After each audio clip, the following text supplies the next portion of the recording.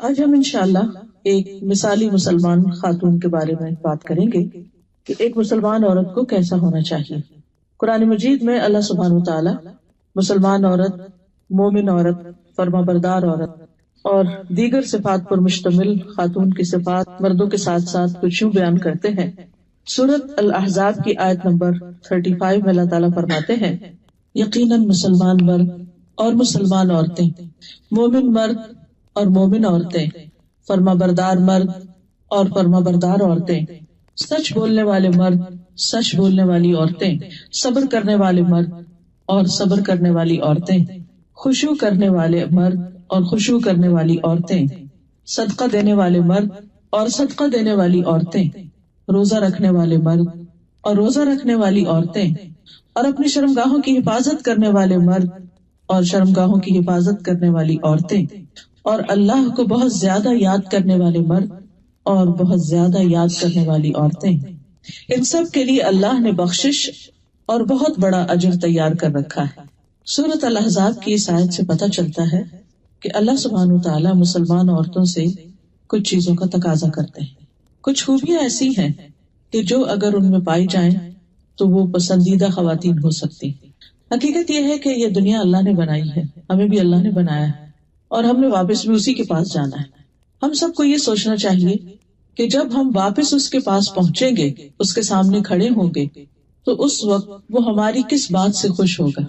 کیا ہم اس دن کے لیے اپنے آپ کو تیار کر رہے ہیں؟ اپنے اندر وہ مطلوبہ صفات پیدا کر رہے ہیں، وہ اخلاق پیدا کر رہے ہیں کہ جو اس کو پسند ہے، جو اس کو چاہیے اور جس کے بارے میں وہ سوال کرے گا، اور جو اس سے ملاقات کے وقت اس کو راضی اور خوش کر دے گا۔ ہم سب کو گاہے بگاہے اپنے آپ سے یہ پوچھنا چاہیے، چونکہ ہم اس دنیا میں رہتے ہیں، ہمارے چاروں طرف ہمیں دنیا ہی نظر آتی ہے، لہٰذا ہم وہ بننے کی کوشش کرتے ہیں جو دنیا کے لوگوں کو پسند ہے، جس کی دنیا کی مارکیٹ میں ویلیو ہے، اور ہم یہ بھول جاتے ہیں کہ یہ دنیا ان کی نہیں، یہ بھی ہماری طرح عارضی طور پر اس دنیا میں رہ رہے ہیں۔ تو بجائے اس کے کہ ہم لوگوں کے سیٹ کیے ہوئے کرائیٹیریا کے مطابق اپنے آپ کو ڈھالیں اور لوگوں کی پسند کے مطابق ہم اس دنیا میں رہیں، ہم کیوں نہ اس رب کی مرضی اور اس کے بتائے ہوئے طریقے کے مطابق اس دنیا میں رہیں کہ جو ہی ہمارا یہ سفر اپنے اختتام کو پہنچے، اور ایک دن تو پہنچنا ہی، اختتام ہو جائے گا ایک دن، وہ دن لازماً آ کر رہے گا، تو اس دن کے لیے مجھے تیاری کرنی ہے کہ اس دن مجھے خوش کرنے والی، میرے لیے سکون اور آرام کا باعث کون سی چیز ہوگی۔ اس دن میرے ساتھ جو سلوک کیا جائے گا وہ کس بنیاد پر ہوگا۔ اس دن کے لیے لازم ہے کہ ہم اپنے آج کے دن کو، آج کی زندگی کو ایسا بنائیں کہ جو کل فائدہ دے۔ خوش نصیب ہے وہ لوگ کہ جن کے لیے اللہ سبحانہ وتعالیٰ فرماتا ہے، رضی اللہ عنہم ورضوا عنہ، اللہ ان سے راضی ہو گیا اور وہ اللہ سے راضی ہو گئے۔ اور جب ان کے پاس موت آتی ہے تو فرشتہ آ کر کیا کہتا ہے؟ یا ایتھا النفس المطمئنۃ ارجعی الی ربک راضیۃ مرضیہ فادخلی فی عبادی وادخلی جنتی، کہ اے نفس مطمئنہ، واپس چلو اپنے رب کی طرف، اس حال میں کہ تم رب سے راضی اور رب تم سے راضی، آؤ میرے بندوں میں داخل ہو جاؤ، میرے بندوں میں شامل ہو جاؤ، یعنی خاص بندے جو ہیں اس کے، آؤ میری جنت میں داخل ہو جاؤ۔ یہ ہے اصل کامیابی، کہ جس انسان کو موت کے وقت یہ پکار آئے، یہ آواز آئے کہ اے نفس مطمئنہ، رب تم سے راضی ہے، جیسے تم اپنے رب سے راضی ہو، رب بھی تم سے راضی۔ آج ہم اپنے آپ سے پوچھیں کہ کیا میں اپنے رب سے راضی ہوں، اس کے احکامات پر، اس کے فیصلوں پر، اس کے دین پر، اس کے بتائے ہوئے طریقوں پر؟ کیا وہ جو کچھ مجھ سے چاہتا ہے میں اسے خوشی سے قبول کرتی؟ کیونکہ اصل کامیابی اسی میں ہے، اور اسی کا ذکر ان آیات میں کیا گیا ہے کہ وہ کون سی صفات ہیں کہ جو ایک مسلمان کے اندر ہونی چاہیے، مرد ہو یا عورت ہو۔ مردوں اور عورتوں کا ساتھ ساتھ ذکر کیا گیا، اور تمام صفات میں دونوں برابر کے شریک ہیں، کوئی ڈسکریمنیشن نہیں، کوئی فرق نہیں، جو مردوں سے چاہا گیا وہی عورتوں سے چاہا گیا۔ تو آئیے ہم دیکھتے ہیں کہ ان آیات میں ہم سے کیا کہا گیا ہے، اور پھر یہ کہ صحابیات کی زندگی کیسی تھی، جو اللہ کی پسندیدہ ترین خواتین تھیں، انہوں نے زندگی کیسے گزاری، اللہ تعالیٰ ہم سے کیا چاہتا ہے؟ تو سب سے پہلی چیز، ایک مثالی مسلمان خاتون جو ہوتی ہے اس کا اپنے رب سے ایک مضبوط تعلق ہوتا ہے. فرسٹ اینڈ فور موسٹ اپنے رب کے ساتھ ون آن ون کنیکشن، اپنے رب پر ایمان لانا اور اس کے دین کو، اس کے بتائے ہوئے طریقہ زندگی کو خوشی سے قبول کرنا. تو سب سے پہلی چیز ایمان ہے. اور اس میں ہم دیکھتے ہیں کہ سب سے پہلی عورت جو نبی صلی اللہ علیہ وسلم پر ایمان لائی وہ حضرت خدیجہ رضی اللہ تعالی عنہا ہے. آپ جس حالت میں دنیا میں یعنی غار حرا سے تشریف لائے تھے، آپ ڈرے ہوئے تھے، گھبرائے ہوئے تھے، خوف زدہ تھے، لیکن حضرت خدیجہ رضی اللہ تعالی عنہا نے آپ کو دیکھتے ہی آپ پر کوئی شک نہیں کیا، وہ خوف زدہ نہیں ہوئی، بلکہ انہیں پورا یقین تھا کہ جس شخص کے اندر ایسا اخلاق ہے جس کا وہ ذکر بھی کرتی ہیں، کہ جو دوسروں کی مدد کرنے والا ہے، جو غریبوں کے کام آنے والا ہے، اس کو اللہ تعالیٰ رسوا نہیں کرے گا. اور آپ نے جب بتایا انہوں نے کیا دیکھا کہ فرشتے کو اس طرح دیکھا اور ان کو کیا دیا گیا، اقرا بسم ربک الذی خلق، تو فوراً آپ پر ایمان لے آئے. نبی صلی اللہ علیہ وسلم نے فرمایا وہ مجھ پر اس وقت ایمان لائی جب لوگوں نے میرا انکار کیا، میری اس وقت تصدیق کی جب لوگ میری تکذیب کر رہے تھے، اپنے مال سے میری اس وقت مدد کی جبکہ لوگوں نے مجھے اس سے دور رکھا. تو یہ ہے حضرت خدیجہ ہمارے لیے ایک بہترین رول ماڈل کہ جو اللہ کے رسول صلی اللہ علیہ وسلم کو، جبکہ آپ اپنی کسی بہت بڑی قوت کی حالت میں نہیں تھے، ایک پریشانی کی حالت میں تھے، لیکن اس کے باوجود جو کچھ انہوں نے کہا اس کو مان لیا، اس پر ایمان لائی. پھر اسی طرح ہم دیکھتے ہیں کہ ان سے بھی پہلے کچھ ایسی خواتین ہیں کہ جنہوں نے اپنے ہی ایمان کی حفاظت کی، جن میں سر فہرست حضرت آسیہ کا نام ملتا ہے جو فرعون کی بیوی تھی. وَضَرَبَ اللَّهُ مَثَلًا لِّلَّذِينَ آمَنُوا امْرَأَتَ فِرْعَوْنَ اذ قالت رب ابن لی عندک بیتا فی الجنہ. ایمان لانے والوں کے لیے اللہ تعالیٰ فرعون کی بیوی کی مثال پیش کرتا ہے جب اس نے دعا کی اے میرے رب میرے لیے اپنے پاس جنت میں گھر بنا دے. وہ ایک عام خاتون نہیں تھی، یعنی وہ کوئی عام نہیں خاتون تھی. حضرت آسیہ جو تھی وہ ایک بادشاہ کی بیوی تھی، ناز و نام میں پلی تھی، ایک محل میں رہتی تھی، دنیا کی ہر نعمت ان کو میسر تھی. ایسا نہیں تھا کہ وہ کوئی ڈپرائیوڈ خاتون تھی یا کسی مصیبت کی باری تھی یا ان کی زندگی میں کوئی بہت پریشانیاں تھی جس کی وجہ سے انہوں نے دین کا راستہ اختیار کیا. آج کل تو ہمارے ہاں یہی سمجھا جاتا ہے نا کہ جس کو سب کچھ ملا ہوا ہے، جس کے پاس ساری نعمتیں ہیں، اسے کیا ضرورت ہے کہ وہ اللہ اللہ کرے. یہ تو وہ لوگ کرتے ہیں کہ جو کسی مشکل کا شکار ہوتے ہیں. لیکن حضرت آسیہ کے پاس سب کچھ تھا، اس کے باوجود جب انہیں جنت کا پتہ چلا، اللہ سبحانہ تعالیٰ کی پہچان ہوئی، تو دنیا کی چیزیں انہیں حقیر نظر آئیں کہ تو کچھ بھی نہیں. ان کے پاس وہ سب کچھ تھا جو ایک عورت خواب دیکھ سکتی، یعنی جس کا ایک عورت تصور کر سکتی. لیکن حقیقت یہ ہے کہ جس شخص کا آخرت پر ایمان ہو جاتا ہے، جو جنت کی نعمتوں کو جان لیتا ہے، تو اس کے لیے پھر دنیا بہت حقیر ہو جاتا ہے. اس کی منزل پھر دنیا نہیں رہتی. وہ دنیا میں تو بس جیتا ہے اور اپنی ضرورت پوری کرتا ہے. اس کے خوابوں کی منزل پھر جنت ہو جاتی اور اس کے لیے وہ کچھ بھی قربان کر سکتا ہے. اور یہی وہ خاتون ہے کہ جنہوں نے دعا کی رب ابن لی عندک بیتا فی الجنہ، اے میرے رب میرے لیے اپنے پاس جنت میں گھر بنا دے. اور کہتے کہ جب انہیں ایمان لانے کی بنا پر تکلیفیں دی گئی، ان پر طرح طرح کا ظلم و ستم کیا گیا، ان کے ہاتھوں پہ میخیں گاڑ دی گئی، کیل لگا دیے گئے اور ان کو دھمکیاں دی گئی کہ تم اگر نہیں باز آتی تو تمہارے ساتھ بہت برا سلوک کیا جائے گا. تو حدیث میں آتا ہے کہ جب انہوں نے اللہ سے یہ دعا مانگی کہ اللہ مجھے ظالم لوگوں سے چھٹکارا دے، تو اللہ تعالیٰ نے جنت میں ان کے گھر سے پردہ ہٹا کر ان کو وہ گھر بھی دکھا دیا کہ جس کی وہ دعا مانگ رہی تھی. پھر ہم دیکھتے ہیں کہ ایمان اور اسلام کے بعد جو خاص خصوصیت ہے وہ ہے اطاعت گزاری کی. والقانتین والقانتات، کہ مومن عورت جو ہوتی ہے وہ اپنے رب کی اطاعت کرنے والی ہوتی، رب کی بات مانتی اور ہمیشہ مانتی. قنوت جو ہوتا ہے اس میں دوام ہوتا ہے، ہمیشگی ہوتی، یعنی کبھی دل چاہ تو مان لیا، کبھی نہیں چاہ تو نہ مان، کسی جگہ مان لیا اور کسی جگہ چھوڑ دیا اللہ کا حکم نہیں. قانتین وہ ہوتے ہیں کہ جو ہمیشہ ہر جگہ ہر موقع پر اللہ کی بات کو پریفرنس دیتے ہیں، اللہ کی اطاعت کرتے ہیں. اور اس میں ہم دیکھتے ہیں حضرت مریم کی مثال. قرآن مجید میں اللہ تعالیٰ فرماتے ہیں وَمَرْيَمَ ابْنَتَ عِمْرَانَ الَّتِي أَحْصَنَتْ فَرْجَهَا فَنَفَخْنَا فِيهِ مِنْ رُوحِنَا وَصَدَّقَتْ بِكَلِمَاتِ رَبِّهَا وَكُتُبِهِ وَكَانَتْ مِنَ الْقَانِتِينَ. اور عمران کی بیٹی مریم کی مثال اللہ نے دی جس نے اپنی شرمگاہ کی حفاظت کی، تو ہم نے اس میں اپنی ایک روح پھونک دی، یعنی عیسیٰ علیہ السلام کے ساتھ وہ پریگنٹ ہو گئی، اور اس نے اپنے رب کی باتوں کی اور اس کی کتابوں کی تصدیق کی، ان کو سچا مانا، وَكَانَتْ مِنَ الْقَانِتِينَ، اور وہ اطاعت گزار لوگوں میں سے تھی، یعنی اللہ کی بات مانتی تھی، اللہ تعالیٰ کی اطاعت کرتی تھی۔ جو بھی ان پر امتحان آیا، جو بھی بوجھ ان پہ ڈالا گیا، جو بھی حکم ان کو دیا گیا، اس میں انہوں نے کچھ بھی انکار نہیں کیا، وہ اطاعت کرتی چلی گئی۔ پھر اسی طرح ہم دیکھتے ہیں کہ حضرت ہاجرہ ابراہیم علیہ السلام کی بیوی، کہ جن کو ابراہیم علیہ السلام نے دودھ پیتے بچے کے ساتھ مکہ کی ایک وادی میں چھوڑا، اور جب وہ چھوڑ کر جا رہے تھے تو وہ پوچھ رہی تھی کہ آپ ہمیں یہاں چھوڑ کے جا رہے ہیں، یہاں تو کوئی بھی نہیں، آپ ہمیں یہاں چھوڑ کے جا رہے ہیں۔ ابراہیم علیہ السلام پیچھے مڑ کے بھی نہیں دیکھ رہے تھے، پھر آگے چلے گئے، پھر وہ پیچھے گئی، پھر آخر انہیں خود ہی خیال آیا کہ ابراہیم علیہ السلام تو اللہ کے بڑے اطاعت گزار ہیں، کہ اللہ ہی کا حکم ہوگا تو یہ ایسا کر رہے ہیں، کہنے لگے کیا اللہ نے آپ کو ایسا حکم دیا؟ تو جب انہوں نے کہا کہ ہاں، کہنے لگے پھر اللہ ہم کو ہرگز ضائع نہیں کرے گا، اور وہ خوشی سے اس جگہ پر ایک بچے کے ساتھ تنہا رہ گئی۔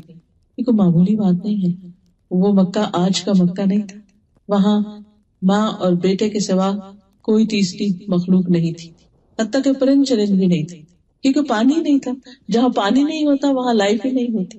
پھر جب زمزم اللہ سبحانہ تعالیٰ نے ان کو عطا کیا تو پانی کی وجہ سے پھر پرندے آئے، پرندوں کو دیکھ کر راہ گزرتے مسافر بھی آ گئے۔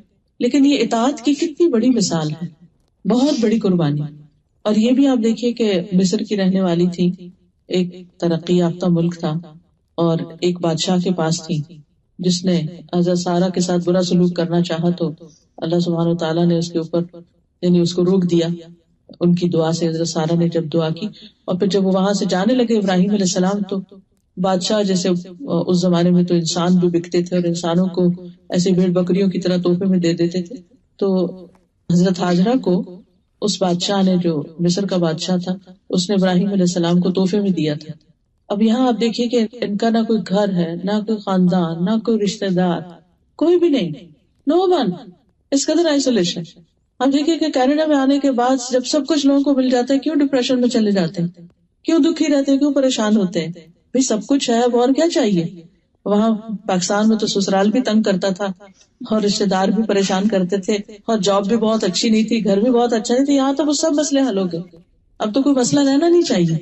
لیکن سب کچھ ملنے کے باوجود دل خوش نہیں ہے، تو یہاں کچھ نہ ہونے کے باوجود اطمینان ہے، ایسا توکل، ایسا یقین کہ اللہ ہمیں ہرگز ضائع کرے گا ہی نہیں، ہمارے ساتھ اچھا ہی ہوگا۔ اس کو کہتے ہیں اسلام، کہ اللہ کے فیصلوں پہ سر تسلیم خم کر دینا، راضی ہو جانا کہ میں اس پر راضی ہوں۔ پھر اسی طرح ہم دیکھتے ہیں کہ نبی صلی اللہ علیہ وسلم سے بہت سی صحابیات نے بیعت کی تھی جب وہ مسلمان ہوئی، اور ان سب نے بھی جو خاص طور پر ایمان اور اسلام اور اطاعت کے اوپر بیعت کی تھی، کہ جو جو شرائط ان کے سامنے رکھی گئی انہوں نے سب کی سب تسلیم کر لی۔ پھر اسی طرح ہم دیکھتے ہیں کہ ازواج مطہرات جو ہیں، نبی صلی اللہ علیہ وسلم کی جو ازواج ہیں، ان کو جو حکم اللہ تعالیٰ نے دیا قرآن مجید میں، وہ اس کو پورا کرنے والی تھی۔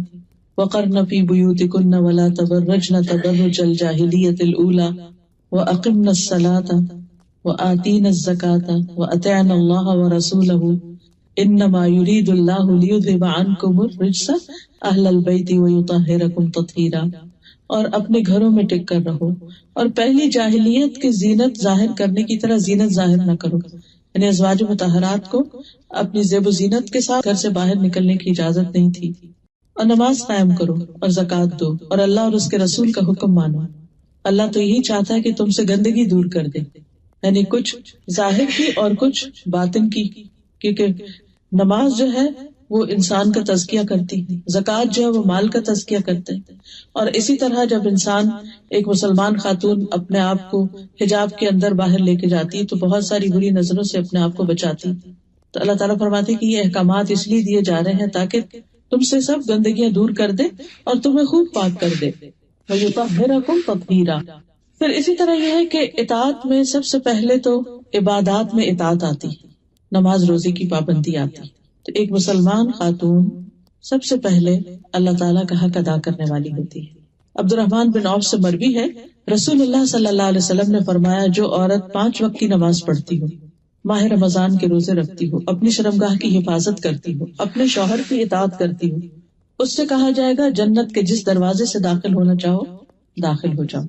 جنت کے 8 دروازے ہیں، سارے کے سارے اس کے لیے کھول دیے جائیں گے کہ جدھر سے وہ چاہے داخل ہو جائے۔ پھر اسی طرح زکوٰۃ کی ادائیگی، مسلمان خواتین نے ہمیشہ اپنے مال کی خود زکوٰۃ دی ہے۔ ہمارے یہاں تو یہی سوال ختم نہیں ہوتا کہ وہ جی ہمیں شادی پر زیور پڑا تھا، وہ سسرال کا اتنا تھا، میکے کا اتنا تھا، ہم تو کماتے نہیں تو ہم زکوٰۃ کہاں سے دیں؟ نہیں، وہ جو مال ہے اسی کے اندر سے زکوٰۃ نکالنی ہے۔ اسماء بنت یزید کہتی ہیں کہ میں اور میری خالہ حضور صلی اللہ علیہ وسلم کی خدمت میں حاضر ہوئی، ہمارے پاس سونے کے کنگن تھے، آپ نے فرمایا کیا تم دونوں اس کی زکوٰۃ دیتی ہو؟ ہم نے کہا نہیں۔ آپ نے فرمایا کیا تم اس بات سے نہیں ڈرتی کہ اللہ تمہیں آگ کے کنگن پہنائے؟ ان کی زکوٰۃ ادا کیا کرو۔ تو ایک مسلمان خاتون کے پاس جو زیور ہوتا ہے، جو مال ہوتا ہے، یعنی 7.5 تولے سونا یا 52.5 تولے چاندی جو ہے، اس کے برابر اگر کرنسی ہے یا یہی دھاتیں ہیں تو ان پر سال گزر جائے تو زکوٰۃ واجب ہو جاتی ہے۔ اور یہ عورت کی زکوٰۃ شوہر دے سکتا ہے، بیوی کی زکوٰۃ، لیکن اگر کوئی شوہر راضی نہیں تو بیوی سے زکوٰۃ ساقط نہیں ہوتی یہ سوچ کر کہ ہمارے پاس کچھ نہیں ہے، نہیں، وہ بہت کچھ ہے جس کی زکوٰۃ دینا ہے۔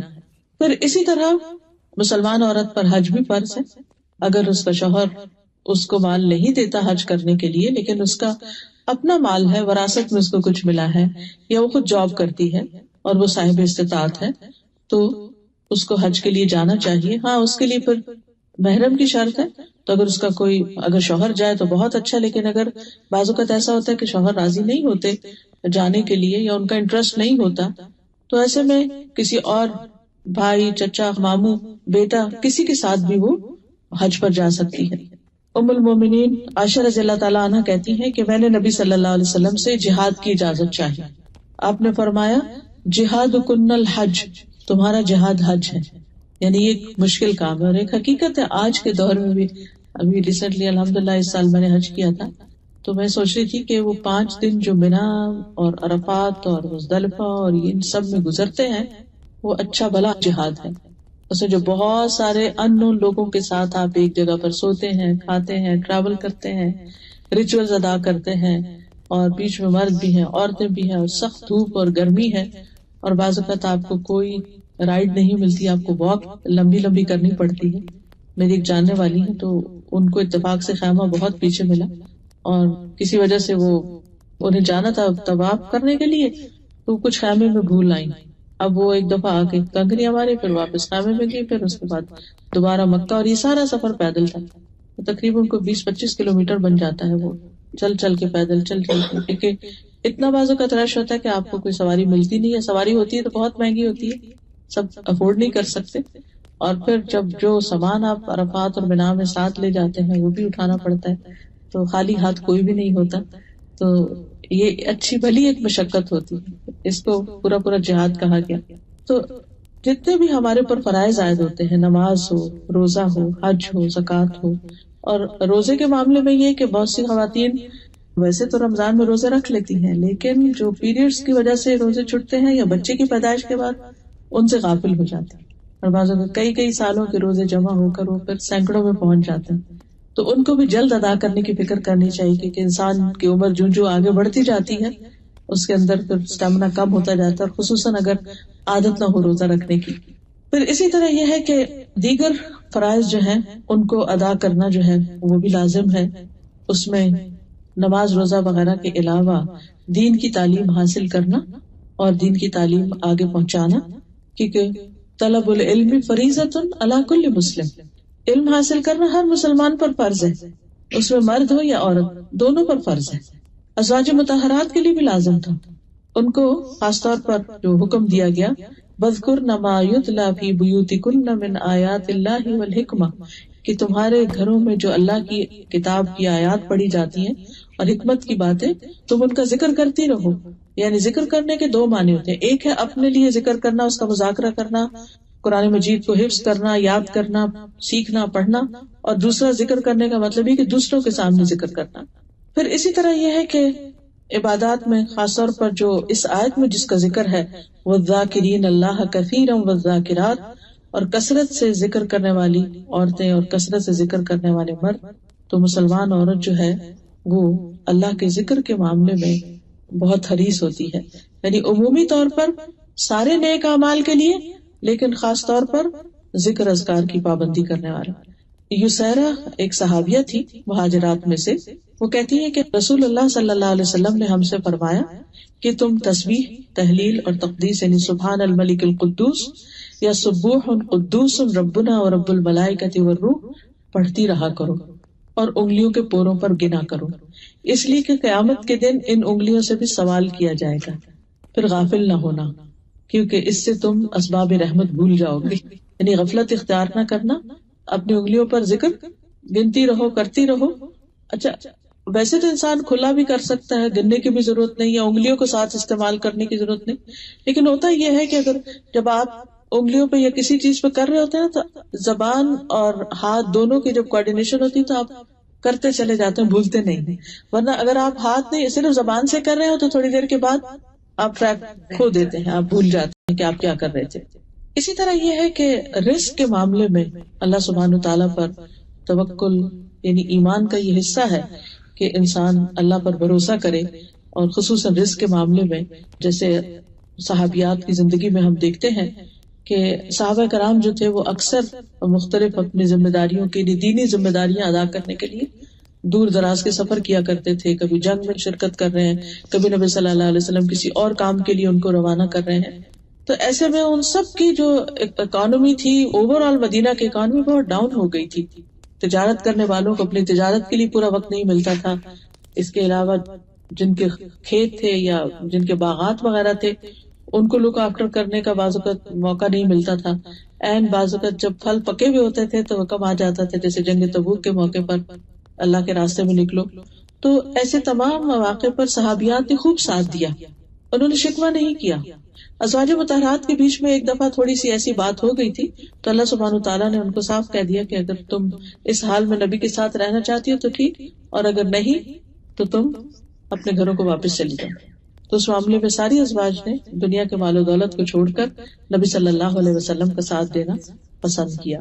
اسی طرح کچھ اور صفات جو ہیں مسلمان خاتون کی، ان میں سے ایک شرم و حیا کی حفاظت ہے۔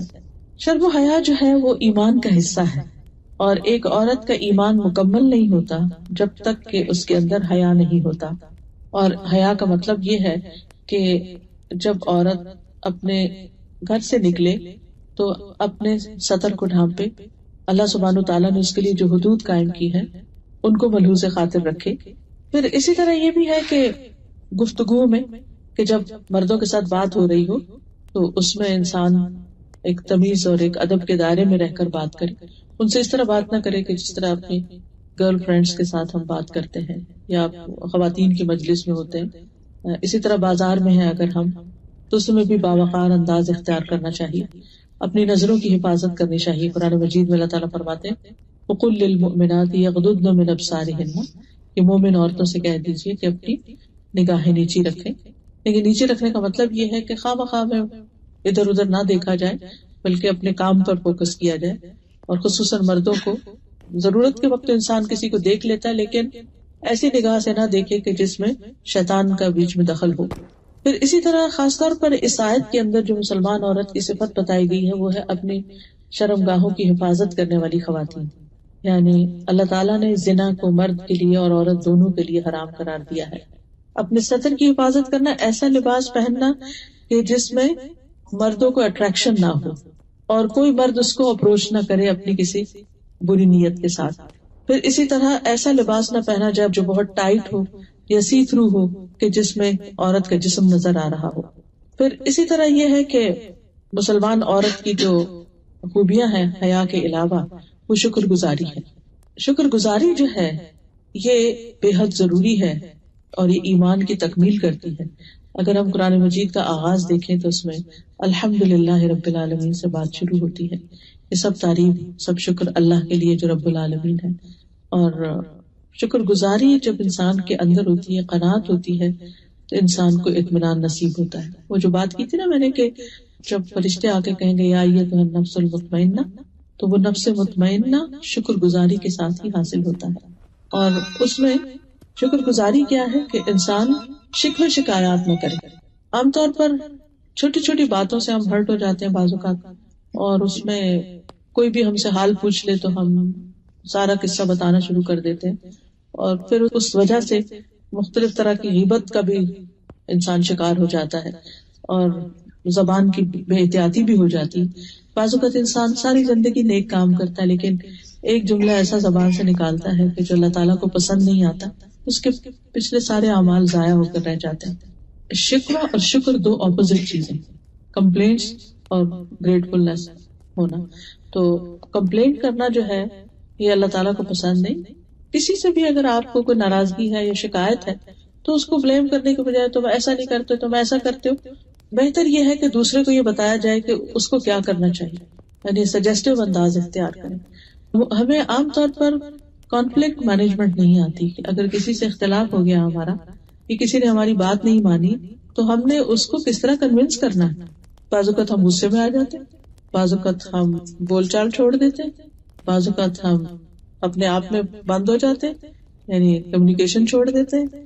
اس کا نتیجہ کیا ہوتا ہے کہ مسئلہ حل نہیں ہوتا، مسئلہ بڑھنا شروع ہو جاتا ہے اور انسان کی زندگی مشکل میں آ جاتی ہے. کبھی کچھ لوگ رونا شروع کر دیتے ہیں، کچھ لوگ شاؤٹنگ شروع کر دیتے ہیں. تو ان میں سے کوئی بھی پرابلم جب ہوتا ہے شاؤٹنگ سے حل نہیں ہو سکتا. وقتی طور پہ ہو سکتا ہے کوئی دوسرا شخص دب جائے، خاموش ہو جائے. اسی طرح اگر آپ بول چال بند کریں گے تو مسئلہ تو حل نہیں ہوگا. اسی طرح جتنے بھی ایسے طریقے، تو ہمیں یہ سیکھنا چاہیے کہ بجائے شکوے شکایتیں کرنے کے اور ناراض ہونے کے اور ادھر ادھر کے کام کرنے کے، وہ طریقہ اختیار کیا جائے کہ جس میں ہم دوسرے کو خیر خواہی سے ایک بات بتا دیں، چاہے وہ ہمارا شوہر ہو چاہے ہمارے بچے ہوں. اپنی ایکسپیکٹیشنز واضح کریں کہ آپ ان سے کیا چاہتے ہیں، ان کی کون سی بات آپ کو بادر کرتی. اگر آپ سامنے بات کر سکیں تو سامنے کر لیں، نہیں کر سکتے تو لکھ کر لیں، میسج کر دیں، کچھ بھی کریں، لیکن دوسرے کو بتائیں. لیکن اس کے ساتھ ساتھ عفو درگزر بھی، معاف کرنا بھی، کیونکہ جب تک انسان دوسروں کو معاف نہیں کرتا، اگر ہر چھوٹی بڑی بات دوسروں کی پکڑ لی جائے تو اس سے گزارا نہیں ہو سکتا، زندگی نہیں گزرتی. ایسا نہیں ہو سکتا کہ ہمارے اندر کوئی ایسی بات نہیں کہ جو دوسروں کو تکلیف نہ دیتی ہو. ہمارے اندر بھی بہت سی ایسی چیزیں ہوتی ہیں کہ جس سے دوسرے اگری نہیں کرتے. کوئی بھی چیز ہماری دوسروں کو اچھی نہیں لگ سکتی. بعض اوقات غلط فہمی کی بنا پر دوسرے ہرٹ ہو جاتے ہیں، بعض اوقات ہماری مخصوص عادتیں ہوتی ہیں جو دوسروں کی عادتوں سے مختلف ہوتی ہیں، جن کو وہ ٹالریٹ نہیں کر سکتے. تو ایسی تمام چیزوں میں انسان کو درگزر کرتے چلے جانا چاہیے تاکہ آگے کا سفر چلتا رہے.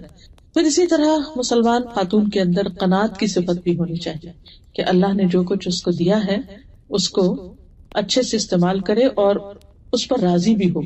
کوئی مشکل وقت آئے، کوئی تکلیف آئے، کیونکہ زندگی میں کچھ نہ کچھ تو ہوتا ہی رہتا ہے، اللہ تعالیٰ نے خود بتا دیا. پھر اسی طرح صبر کرنا. صبر کیا ہے کہ وَلَنَبْلُوَنَّكُمْ بِشَيْءٍ مِّنَ الْخَوْفِ، کبھی خوف ہوتا ہے، وَالْجُوعِ، کبھی بھوک ہوتی ہے، وَنَقْصٍ مِّنَ الْأَمْوَالِ، کبھی مال کم ہو جاتے ہیں، جاب چلی جاتی، بزنس ڈاؤن ہو جاتا ہے، وَالْأَنفُسِ، کبھی لوگ چلے جاتے ہیں، فوت ہو جاتا ہے کوئی، وَالثَّمَرَاتِ، کبھی آپ کو جو کام کا آؤٹ پٹ ہوتا ہے یا آؤٹ کم ہوتا ہے وہ نہیں آپ کو نظر آتا. آپ ایفرٹ لگا رہے ہوتے ہیں لیکن اس کے کوئی ثمرات آپ کو نہیں ملتے. اور بعض اوقات لٹرل معنوں میں جو لوگ کاشتکاری کرتے ہیں وہ فصل اگاتے ہیں، ساری کی ساری ختم ہو جاتی، ضائع ہو جاتی، کچھ بھی نہیں آپ کو ملتا. تو ایسی تمام چیزوں میں انسان کو صبر کی ضرورت ہوتی ہے. اللہ تعالیٰ سے ناراض ہونے کی بجائے ایسے مواقع پر اپنے آپ کو اچھے طریقے سے کیری کرنا، اللہ کی رضا پہ راضی رہنا اور اس تکلیف میں بھی خیر کے پہلو کو سامنے رکھنا، یہ بہت ضروری ہوتا ہے. پھر اسی طرح بیماری کی شکل میں بعض اوقات انسان کے اوپر مشکل آ جاتی ہے تو اس میں انسان صبر کرے. ایک خاتون تھی مدینہ میں، تو ان کو مرگی کا دورہ پڑ جاتا. وہ نبی صلی اللہ علیہ وسلم کے پاس سے کہنے لگی اللہ کے رسول صلی اللہ علیہ وسلم آپ دعا کر دیں کیونکہ جب مجھے یہ فٹ پڑتا ہے تو میرا جسم کا سطر بھی کھل جاتا ہے، بے ہوش ہو کے گر جاتی ہوں، مجھے پتہ نہیں چلتا. آپ نے فرمایا اگر تم چاہو تو میں تمہارے لیے دعا کرتا ہوں، لیکن اگر تم صبر کرو اس بیماری پر تو تمہارے لیے جنت ہے. کہنے لگی کہ میں صبر کروں گی، آپ بس یہ دعا کر دیں کہ جب میں اس تکلیف میں ہوں تو میرا سطر نہ کھلے. کتنی فکر تھی اس کو، تو آپ نے اس کے لیے دعا کی، اس کے بعد اس کا سطر نہیں کھلا. تو اس بارے میں عطا بن ابی رباح جو ایک تابعی ہے وہ کہتے ہیں کہ ابن عباس نے مجھ سے کہا کہ میں تمہیں ایک جنتی عورت دکھاؤں. میں نے عرض کیا کیوں نہیں. فرمایا یہ سیاہ فام عورت جو ہے یہ نبی صلی اللہ علیہ وسلم کی خدمت میں حاضر ہوئی تھی تو آپ نے اس کو جنت کی بشارت دی تھی. بعض تکلیفیں انسان کو لگ جاتی ہیں, بعض بیماریاں ایسی ہوتی ہیں کہ علاج کے باوجود, دعا کے باوجود, سارے کام کر لینے کے باوجود وہ تکلیف دور نہیں ہوتی. ایسے میں انسان پھر بھی صبر کرے اور اللہ کی رضا پر راضی رہے, کیونکہ مومن کو تو ایک کانٹا بھی چبھتا ہے تو اس کے لیے اجر ہی اجر ہوتا ہے. تو کوئی بھی چھوٹی تکلیف ہو یا بڑی تکلیف, اس پر صبر اجر کی نیت سے کرتے رہے. اسی طرح مومن خاتون جو ہے وہ زکوٰۃ کے علاوہ صدقات بھی شکر گزاری کے طور پر اور تکلیفوں کو دور کرنے کے لیے اللہ کی راہ میں دیتے رہتے ہیں. حضرت عائشہ کہتی ہے کہ رسول اللہ صلی اللہ علیہ وسلم نے فرمایا تم میں سے سب سے پہلے مجھ سے وہ ملے گی جس کے ہاتھ سب سے لمبے. تو ازواج مطہرات ایک دوسرے سے اپنے ہاتھ ملا ملا کے دیکھتی تھی کس کے ہاتھ لمبے ہیں. سب سے زیادہ لمبے ہاتھ جو تھے وہ زینب کے تھے, کیونکہ سب سے پہلے وہ فوت ہوئی, کیونکہ اپنے ہاتھ سے محنت کرتی, کماتی اور صدقہ خیرات دیتی. تو اس سے یہ پتہ چلتا ہے کہ عورت کے لیے کام کر کے کمانا اسلام میں منع نہیں ہے. یہ نبی صلی اللہ علیہ وسلم کی وائف ہیں اور وہ خود کام کرتی ہیں. کوئی ہنر مند تھی, کچھ دستکاری, اب یہ ایگزیکٹلی نہیں پتہ چلتا کہ ان کا کام کیا تھا, بہرحال کچھ بناتی تھی اور بیچتی تھی جس سے ان کو کچھ آمدنی حاصل ہوتی, اور اس آمدنی سے پھر وہ اپنے ہاتھ سے صدقہ کیا کرتی تھی. پھر اسی طرح ہم دیکھتے ہیں کہ عبداللہ بن زبیر کہتے ہیں کہ میری خالہ عائشہ اور میری امی اسما جو تھی, وہ دونوں بہت زیادہ صدقہ کرنے والی خواتین تھی. میں نے ان سے زیادہ سخی عورتیں نہیں دیکھی, لیکن دونوں کا انداز مختلف تھا. حضرت عائشہ تو جمع کرتی رہتی تھی اور جب کچھ جمع ہوتا تو اکٹھا صدقہ کرتی تھی, لیکن میری والدہ کبھی کچھ جمع نہیں کرتی تھی, بس جو آتا تھا ساتھ کے ساتھ دیے چلے جاتے تھے. بعض اوقات ہم یہ سوچتے ہیں کہ ہاں ہمارے ہسبینڈ ہر مہینے انہوں نے وظیفے مقرر کر رکھے ہیں, یہاں بھی خرچ کرتے ہیں وہاں بھی کرتے ہیں. وہ بے شک کریں, لیکن آپ خود بھی کریں.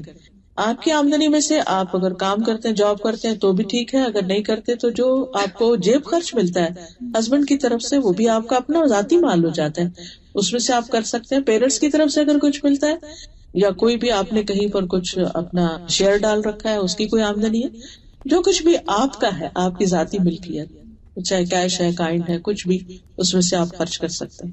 اور پھر یہ ہے کہ اس معاملے میں اپنے شوہر سے بھی تعاون کرنا چاہیے. بعض اوقات وہ کچھ کہیں ڈونیشن دینا چاہتے ہیں یا کوئی والنٹیئر کرنا چاہتے ہیں تو ہم اس میں تعاون نہیں کرتے یا ہمیں اعتراض ہو سکتا ہے. تو ایسے میں اگر آپ سفارش کر دیں یا آپ ان کو انکریج کریں تو جو کچھ وہ کریں گے اس کا بھی اجر آپ کو ملے گا. اور اس میں ہم دیکھتے ہیں کہ ایک انصاری خاتون تھی, ان کے شوہر نبی صلی اللہ علیہ وسلم کے گیسٹ کو لے کر آ گئے اور بچے رو رہے تھے بھوک سے, لیکن کھانا بس اتنا تھا کہ بچوں کو یا کھلاتے یا پھر مہمان کو کھلاتے. انہوں نے بچوں کو اسی طرح سلا دیا اور خود بھی بھوکے تھے اور بہانے سے چراغ بجھا کے سارا کھانا مہمان کو کھلا دیا. جب تک گھر کی ایک عورت اپنے شوہر سے یہ تعاون نہیں کرتی, ایسا صدقہ خیرات تو ہو ہی نہیں سکتا, ایسی نیکی کا کام تو ہو ہی نہیں سکتا. ایسے میں ایک دوسرے کے ساتھ اچھے کاموں میں کوآپریٹ کرنا جو ہے وہ بہت ضروری ہوتا ہے. پھر اسی طرح حضرت عائشہ رضی اللہ تعالی عنہا جو تھی وہ بھی اپنے گھر میں جو کچھ ہوتا تھا وہ خرچ کرتی. کہتی ہے کہ ایک دفعہ ایک فقیر آیا تو نبی صلی اللہ علیہ وسلم گھر میں تھے, میں نے اس کو کچھ دینے کا حکم دیا. تو جو لے کر جا رہی تھی فقیر کو دینے کے لیے, گھر کی کوئی سرونٹ ہوگی کچھ, تو پہلے اس کو بلایا, ادھر لاؤ دکھاؤ کیا دے رہی. جیسے ہم لوگ کی عادت ہوتی ہے نا کہ اگر بچوں کو کچھ کریں, اچھا جاؤ یہ لے جاؤ, یہ کچھ دکھاؤ کیا لے کے جاؤ. تو بہرحال آپ صلی اللہ علیہ وسلم دیکھ رہے تھے, آپ نے فرمایا تم یہ چاہتی کہ تمہارے علم کے بغیر گھر میں کوئی چیز آئے جائے نہیں. یعنی یہ عورتوں کی ایک خاص وہ ہوتی ہے نا کہ اچھا کچن میں اگر گروسری بھی لا کے رکھے نا, اگر اس کو میرے اندر تو ویکنیس ہے, جب گروسری بھی لا کے رکھے تو وہ کہتی ہے کہ اس کو اب کوئی ہاتھ نہ لگائے, میں خود رکھوں گی. کیونکہ ہوتا ہی ہے کہ جب وہ نکالنی ہوتی ہے وہ کہیں سے کئی چیزیں فریج میں ڈال دیتے ہیں اور پھر ٹائم اتنا کم ہوتا ہے کہ پھر جلدی نکالنی مشکل ہوتی ہے. تو وہ کہتی بہت بڑا احسان ہوگا, ہر چیز ادھر ہی چھوڑ دے. تو اور اگر کسی کو دینا ہے تو وہ کہتی ہے ہمیشہ مجھ سے پوچھ کر دے تاکہ میں اس چیز کو ڈھونڈتی نہ پھروں کہ وہ کہاں گئی ہے بھی کہ نہیں. تو بہرحال آپ صلی اللہ علیہ وسلم نوٹ کر رہے تھے کہ حضرت عائشہ کیا کر رہی ہیں. پہلے خود ہی کہا دو, پھر جب دینے لگے کہا اچھا کیا دے رہے. بہرحال تو حضرت عائشہ کہتے ہیں جی ہاں میں نے ایسا ہی کیا. تو آپ نے فرمایا ٹھہرو عائشہ, تم گن گن کر نہ دو ورنہ اللہ بھی تمہیں گن گن کر دے گا, بس جو دے رہے ہیں دے دو. پھر اسی طرح یہ ہے کہ زبان کی حفاظت. ایک مسلمان مثالی خاتون جو ہوتی ہے وہ اپنی زبان کی بہت کیئر کرتی ہے, کیونکہ زبان سے انسان سب کیے کرائے کو ضائع کر دیتا ہے. بعض اوقات ہم سارا دن گھر کا کام کر رہے تھے، کھانا بھی پکا رہی ہے، صفائی بھی کر رہی، کلیننگ، لانڈری، سب کچھ کر رہے۔ جب بچے اسکول سے واپس آتے ہیں ہم چھوٹی چھوٹی بات پر سارے دن کی تھکاوٹ پہ غصہ ان پہ نکالنا شروع کر دیتے، تو وہ ایک اپنے کمرے میں چلا گیا، ایک اوپر چلا گیا، ایک نیچے چلا گیا، کھانا نہیں کھایا، پھر اپنا ہی دل برا ہوتا ہے کہ اچھا تھوڑا صبر ہی کر لیتے۔ تو یہ ہے کہ خصوصاً جب کوئی گھر آ رہا ہو، چاہے کتنی بھی بڑی غلطی کر کے آ رہا ہو، لیکن اس وقت ویلکم کر لیں اس کو، اور پھر آرام سے بٹھا کے اس کو سمجھائیں جب سمجھانے کا وقت ہو۔ اس میں ہمیں حضرت ام سلیم کی جو کہانی ہے وہ سب نے سن رکھی ہوگی، کس طرح ان کا بیٹا فوت ہو گیا اور بیٹے کو ڈھانک دیا، بیمار تھا، شوہر نے آگے پوچھا بھی، سفر پہ گئے ہوئے تھے، پیچھے سے فوت ہوا، اسے کہ کیا حال ہے بچے کا، کہنے پہلے سے ٹھیک ہے، اور پھر جو ان کو کھانا کھلایا، خوش کیا، سب کچھ کیا، اور اس کے بعد بہت اچھے سے پوچھا اگر کوئی امانت تمہارے پاس رکھے اور پھر واپس لے لے تو تم کیا کرو گے؟ میں تو واپس کروں گا، تمہارا بیٹا بھی اللہ کی امانت تھا، اللہ نے واپس لے لیا۔ کیا تربیت ہے، کیا انداز ہے، یعنی یہ ہے اخلاق اور یہ ہے کردار کے اعلیٰ ترین نمونے، کہ بڑے سے بڑے غم پر اتنا، یعنی آپ دیکھیے کہ اگر ہمیں اپنے بچوں کے بارے میں ایک اوپر سے دم کی بھی آواز ہونے کا لگتا ہے گرا ہے، ہمارا دل پکڑا جاتا ہے اور ہم وہیں سے بولنا شروع کر دیتے ہیں کیا کیا، یعنی فوراً ہم ایک پینک کی خود ہی کریٹ کر دیں گے۔ ہمارے دل بہت چھوٹے، ہمیں دعا کثرت سے مانگنی چاہیے، رب اشرح لی صدری، اللہ میرے سینے کو کھول دے۔ یہ صرف پڑھنے کے معاملے میں نہیں بلکہ ہر معاملے میں، صدقہ خیرات کے معاملے میں بھی، دوسروں کو معاف کرنے کے معاملے میں بھی، اور باقی چیزوں میں بھی۔ اور خاص طور پر یہ ہے کہ زبان سے کسی کو تکلیف نہ دی جائے۔ ابو ہریرہ کہتے ہیں کہ ایک آدمی نے کہا اللہ کے رسول صلی اللہ علیہ وسلم، فلاں عورت کثرت سے نماز، روزہ، صدقے میں مشہور ہے، لیکن اپنی زبان سے پڑوسیوں کو تنگ کرتی، ستاتی۔ فرمایا وہ جہنمی ہے، نماز بھی پڑھ رہی ہے، روزہ رکھ رہی ہے، صدقہ کر رہی ہے، لیکن باتیں زبان کنٹرول میں نہیں۔ پھر اس شخص نے کہا کہ اللہ کے رسول صلی اللہ علیہ وسلم، فلاں عورت نماز، روزہ اور صدقہ کی کمی میں مشہور ہے، بس فرائض ادا کرتی، وہ پنیر کے صرف چند ٹکڑے صدقہ کرتی ہے، لیکن اپنی زبان سے اپنی پڑوسیوں کو تنگ نہیں کرتی۔ آپ نے فرمایا وہ جنتی۔ ایک زبان کتنا بڑا ڈفرنس کریٹ کر دیتی، اس پر کام کرنے کی ضرورت۔ لیکن صرف زبان کنٹرول نہیں ہو سکتی جب تک کہ دل کی اصلاح نہ ہو، کیونکہ زبان تو دل کا آئینہ ہے۔ ابن الجوزی نے کہا نا کہ امام ابن القیم الجوزی نے کہا کہ دل کی مثال ایک دیگ کی طرح ہے، زبان جو ہے وہ ایک چمچ کی طرح ہے، تو جو دیگ میں ہوتا ہے نا وہی چمچ باہر نکالتا ہے، کچھ اور نہیں آتا۔ جو ہمارے دلوں میں ہوتا ہے وہی زبانوں سے نکلتا ہے، اور اس میں خاص طور پر مومن جو ہے وہ لان تان کرنے والا نہیں ہوتا، فحش کو نہیں ہوتا۔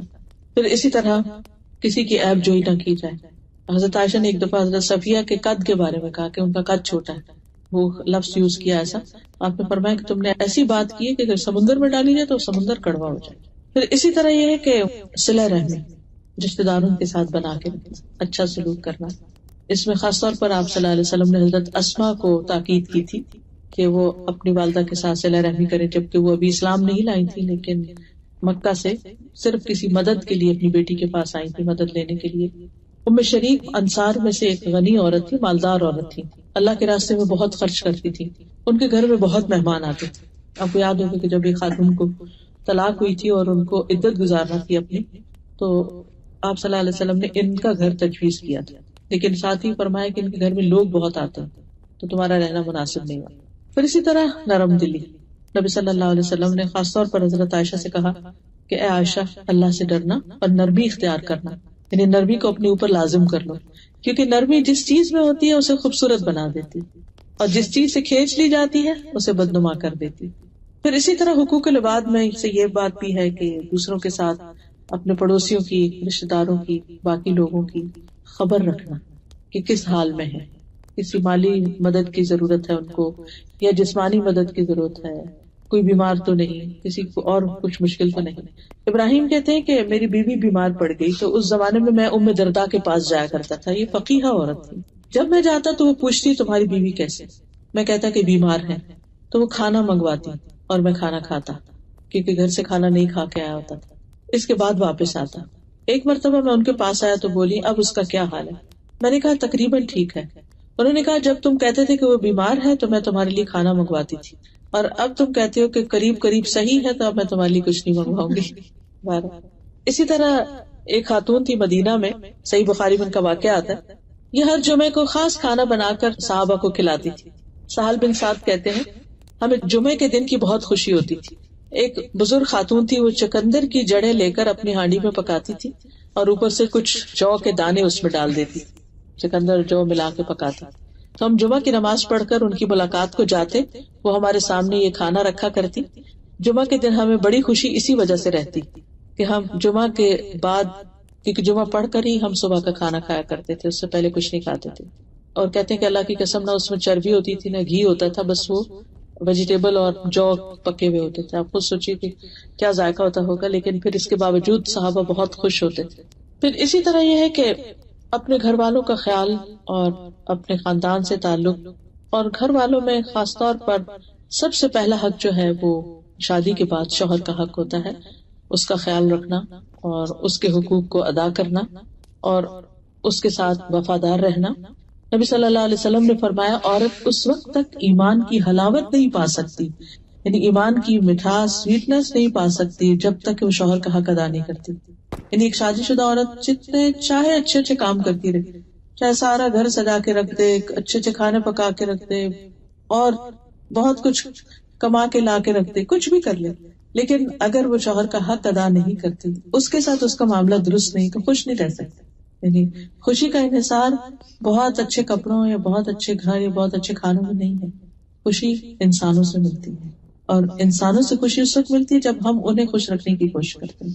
اور خوش رکھنے کے لیے خاص طور پر ان کی بات ماننا. فالصالحات قانتات، صالحات نیک عورتوں کی صفت قرآن مجید میں بتائی گئی کہ وہ فرما بردار ہوتی ہیں، شوہر کی نافرمانی نہیں کرتی. پھر اسی طرح اگر شوہر ناراض ہو جائے تو اس کو منانا بھی، اس پر بھی اجر ہے عورت کے لیے. اس کا مطلب نہیں کہ صرف عورت ہی منائے، لیکن چونکہ ہم عورتوں کی ذمہ داریوں کی بات کر رہے ہیں تو اس لیے اس بات کا ذکر کرنا مناسب ہے. پھر اسی طرح خصوصاً شوہر کی شکر گزاری کہ جو وہ محنت کرتا ہے، کما کر لاتا ہے یا جو بھی کام کاج کرتا ہے.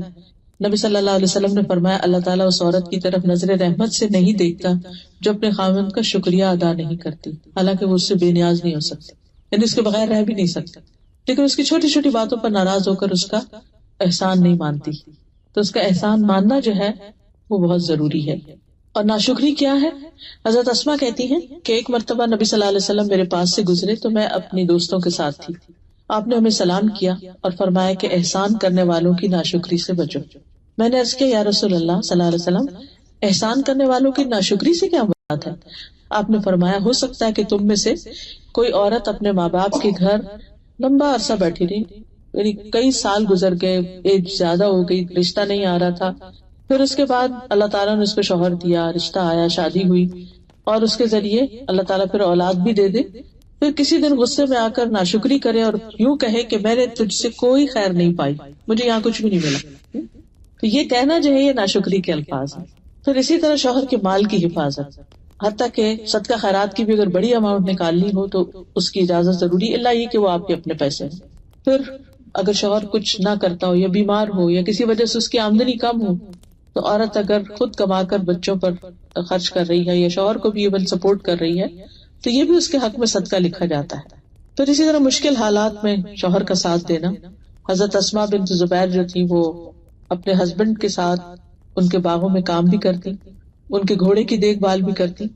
وہ کہتی کہ گھوڑے کی دیکھ بھال سے زیادہ کوئی مشکل کام نہ تھا میرے لیے کہ میں ان کے لیے یعنی اس کو لک آفٹر کرتی.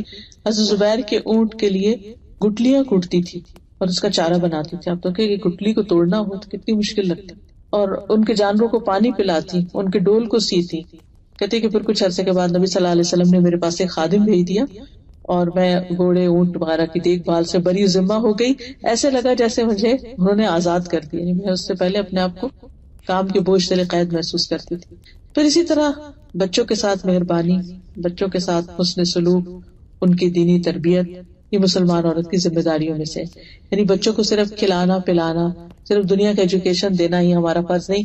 ایک مسلمان عورت کی ذمہ داری بچوں کو اسلام سے روشناس کرنا بھی ہے، ان کی دینی تعلیم کا بندوبست یا تو انسان خود سکھائے اور یا پھر اس کے لیے انتظام کرے.